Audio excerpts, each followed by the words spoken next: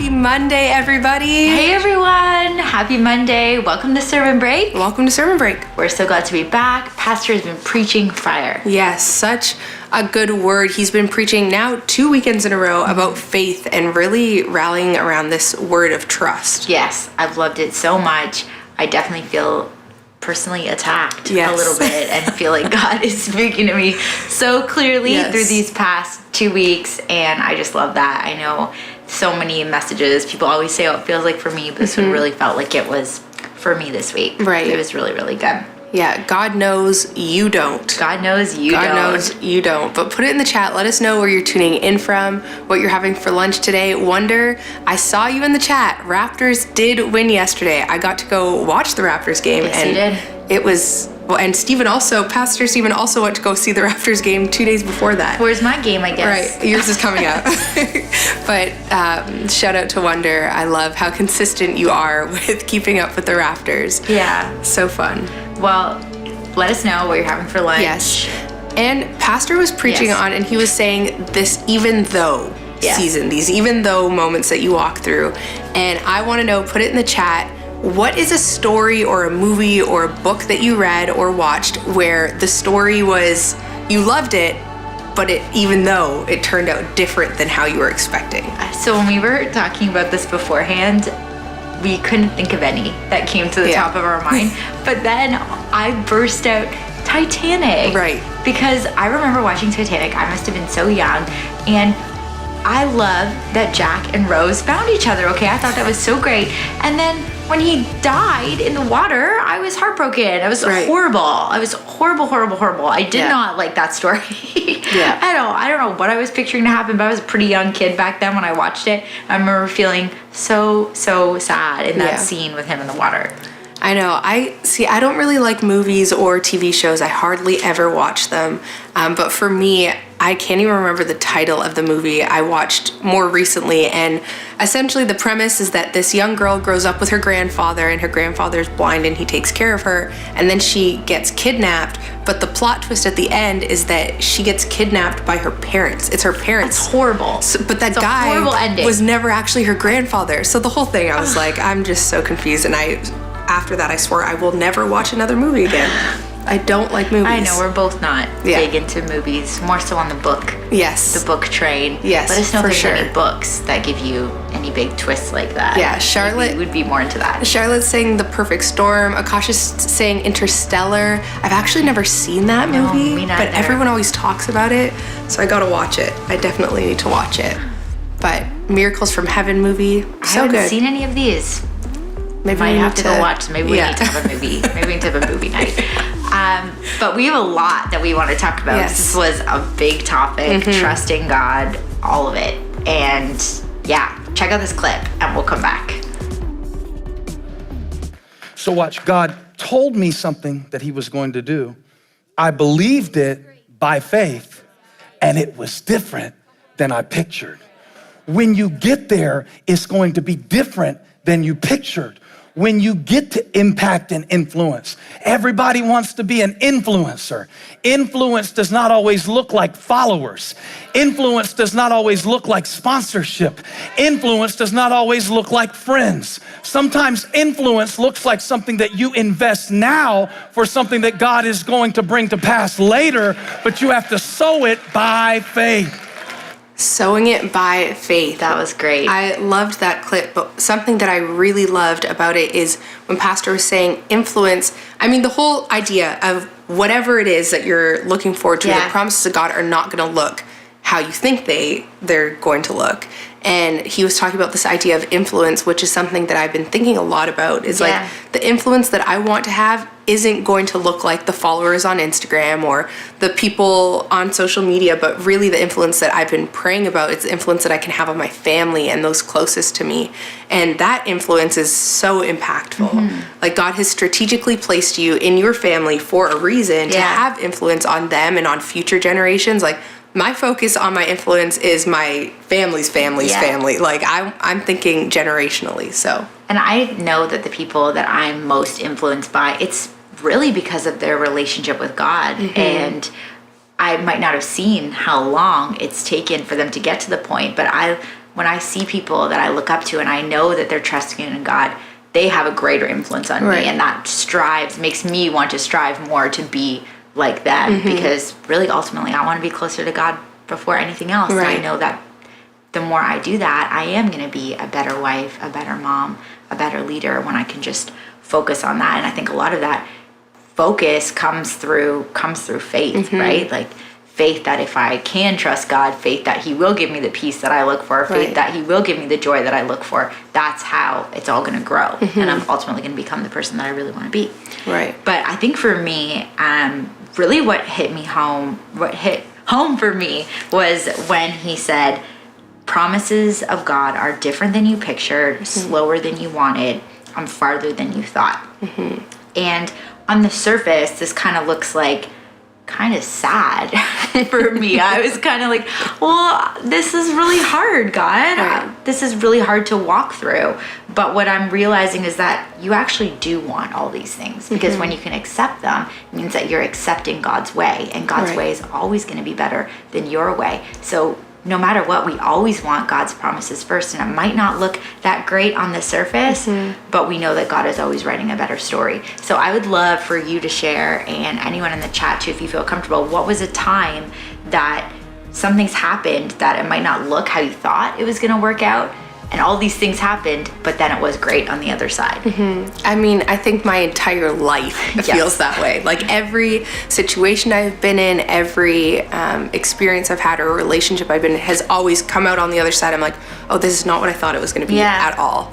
But one specific situation or promise that I felt like was from God was when I was really young, I had experienced severe bullying, and I always thought that I would have the opportunity to talk about it. And I think I was in grade probably 11 when I was certain that I was going to talk about my experiences in bullying, and every opportunity kept getting shut down. I never had the opportunity to do it. And then I got a bit older and I was like, okay, well, one day I'll share my testimony, and it just never happened. And then I finally came to a point where I was like, I'm going to just make an Instagram post. Like, I'm going to take it into my own hands. I'm going to make an Instagram post about my testimony. And right around that time was when I felt called into ministry, and I was being asked to come on staff. And when I came on staff, the first thing that I ever talked to Brendan Finch about was him filming my testimony.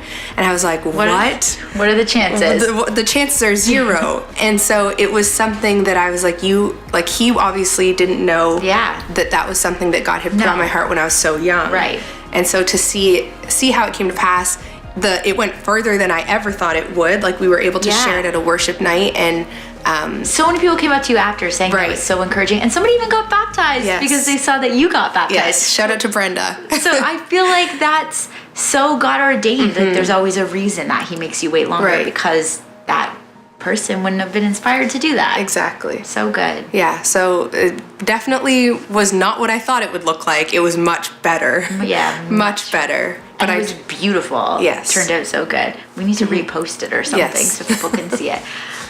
When I was thinking about this, maybe this is cliche to say, but it was the biggest one that we can think about was my relationship with my husband. And for me, I moved away to a different country, and I experienced a lot of failed relationships, and I started to doubt that I would ever get married. I honestly did. I remember meeting Steven and telling him that this was a fear of mine, even though I know that God had promised this to me. He knew it was a desire of my heart, and I always felt like I'd be a wife one day. But I honestly thought I was too messed up. I had too many failed relationships. Something was wrong with me, and it wasn't going to happen.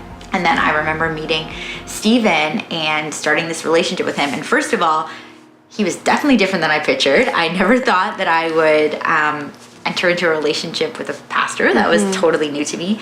Slower than I wanted. He took forever to ask me out. Forever. It felt like forever. Anyways, he moved slow, but I'm so thankful because I know that he was really asking God about it and praying for it and seeking if this was the right decision. He had been single for so many years. I can only imagine how hard that was. And farther than I thought. I never knew that I'd be able to come into ministry with him and do what we get to do, launch a second campus, get to build this campus, and have our beautiful daughter now. I never thought all these things were going to happen, but I'm so glad that I didn't, let that lie almost defeat me and say, oh, maybe Steven, I shouldn't be with you. I'm not good enough, right? Like, I still I was open to what God wanted to do, and I felt him leading me there anyways. And I'm so glad that I did, even though it was different than what you pictured, different than what I pictured, slower and farther. So I just want to encourage you, sometimes your promise looks different than how you think it is, and it will not come at your expected time.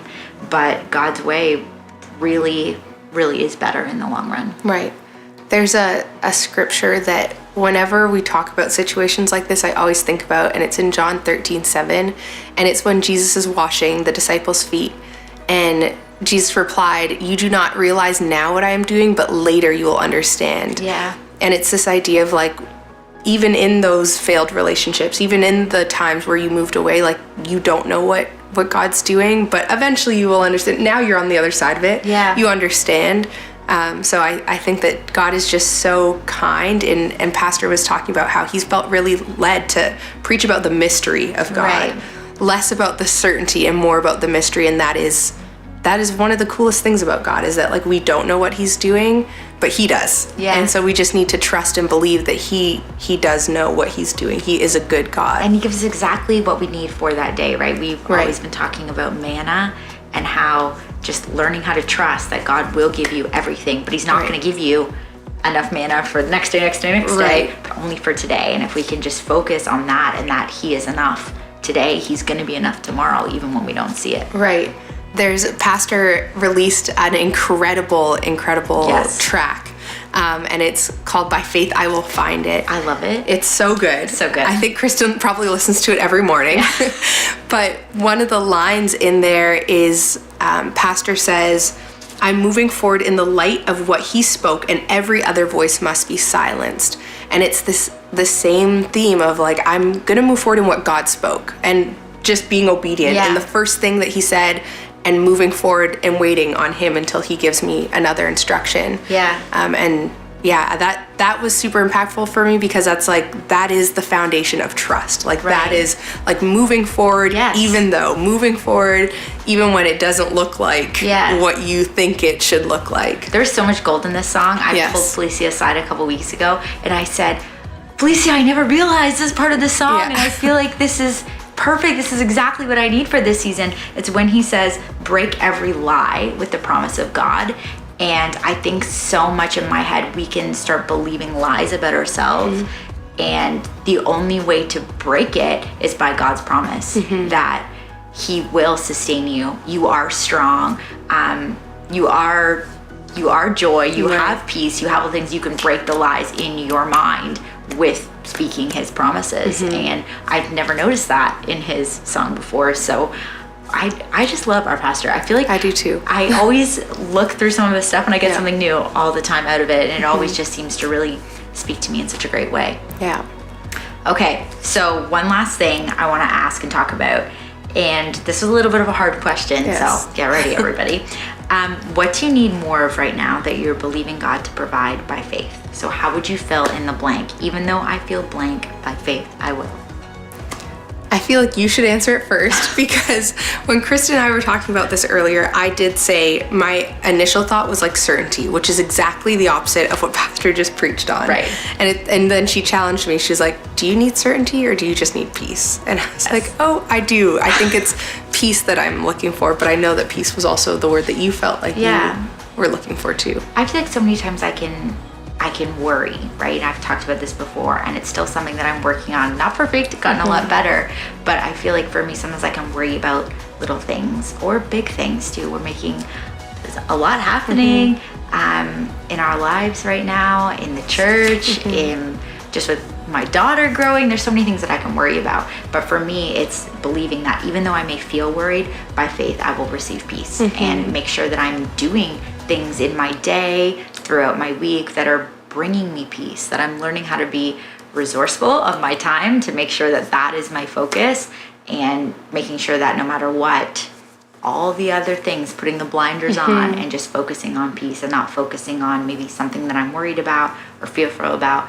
and really trying to live just so secure in God's promise for me and my life, and really blocking out everything else. Right. I think I know my word for this year Right. based on this sermon, right? So Definitely. I would say that mine would be peace as well, and just believing by faith that I will find it, but trusting that it is accessible to me. It's not far-fetched, it's not impossible, it is accessible through faith, though, and through believing that God is a rewarder, like we talked about last week, and he wants to give us good gifts. Yeah, so that's so good. Okay, everyone, well, we're entering into this year-end offering series. There's so much to come, but I'm really excited about our worship night happening on November 30th. So bring somebody out with you. It's going to be great. We're going to completely transform the space. It's going to be so much worship, and I can't wait. Invite everybody that you know. It's going to be such a great night. It's going to be great. It's going to be happening right here at 1980 Matheson Boulevard East in Mississauga. So it's happening at our Toronto campus in Mississauga. Yes. So you're going to want to be here. You're going to want to be here. We're really going to be just looking back on all the ways that God has been faithful, and looking ahead to how we can trust him more and believe him for more, and be thinking about your word. I love this time of year. Picking a word for your next year has always been such an anchor for me. So I just want to tell everybody about it, because I think there is so much power in doing it. So be thinking about what it is, be praying about it, be looking for God in your day and how he reveals himself to you. But have a great week, everybody, and we'll see you on Sunday.